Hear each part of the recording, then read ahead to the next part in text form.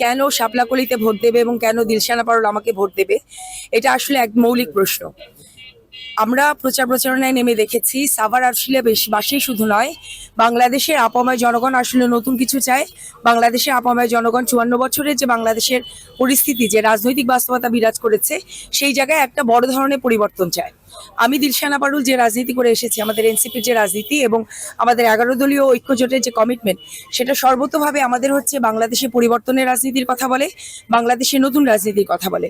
আর সুনির্দিষ্টভাবে সাভার আশুলিয়ায় আমি ব্যক্তিগতভাবে কিছু রাজনৈতিক প্রস্তাবনা দিয়েছি, কিছু রাজনৈতিক প্রতিশ্রুতি দিয়েছি। সেই কারণেই তারা আমাকে ভোট দেবেন। নাম্বার 1 হচ্ছে সাভার আশুলিয়ার মধ্যে যে ময়লাগুলো ফেলা হয় রাস্তার দুই পাশে, ডাম্পিং জোন, এই ময়লা আমি পরিষ্কার করব। জামগড়াতে দেখবেন যে একেবারে বছরের পর বছর ধরে আবর্জনা স্তূপ এবং জলাবদ্ধতা তৈরি হয়, জঘন্য একটা পরিস্থিতি তৈরি হয়েছে, সেটি নিয়ে কাজ করতে হবে। সাভার আশুলিয়ার রাস্তা সংস্কার করব। এখানে কর্মজীবী নারীদের জন্য, আপনারা জানেন যে প্রায় 3 লক্ষের ওপরে আমার নারী রয়েছে, কর্মজীবী নারীদের জন্য সরকারি ডে কেয়ারের ব্যবস্থা করব, সেই প্রস্তাবনা নিয়ে এসেছি। আরও আছে হচ্ছে কি শিল্প শ্রমিক কারখানা, শ্রমিক বান্ধব এবং ব্যবসায়ী বান্ধব একটা সাভার আশুলিয়া গড়ে তুলতে হবে আমাদের। সর্বোপরি চাঁদাবাজি এবং সন্ত্রাসী বন্ধ করতে হবে। এটি হচ্ছে আমাদের সবচেয়ে বড় কঠিন চাঁদাবাজি, মাদক এবং হচ্ছে গিয়ে সন্ত্রাস, এটি আমাদেরকে বন্ধ করতে হবে।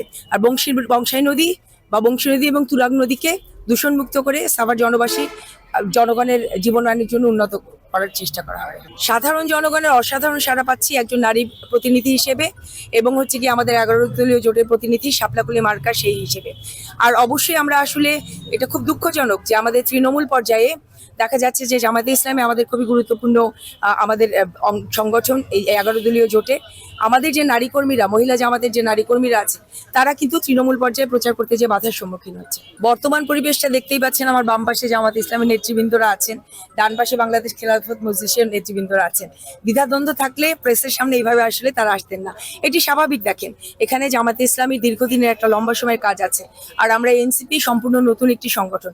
সেই জায়গা থেকে তৃণমূল পর্যায়ে দীর্ঘ পরিশ্রমের পর তাদের প্রার্থী, আপনারা জানেন সবাই যে আফজাল ভাই প্রথমে দাঁড়িয়েছিলেন, সেই জায়গা থেকে তাদের সাময়িক অসন্তোষ, এটা খুবই স্বাভাবিক ঘটনা। কারণ এবং আমাকে গ্রহণ করার ক্ষেত্রেও তৃণমূল পর্যায়ে তো থাকবেই, কারণ তিনি তাদের সরাসরি নেতৃত্ব। কিন্তু ইনশাল্লাহ এটা একটা মার্শাল্লাহ দিলে আমরা সেই সমস্ত সমস্যা সংকট ওভারকাম করে আজকে এখানে এতদূর পর্যন্ত আসতে পেরেছি।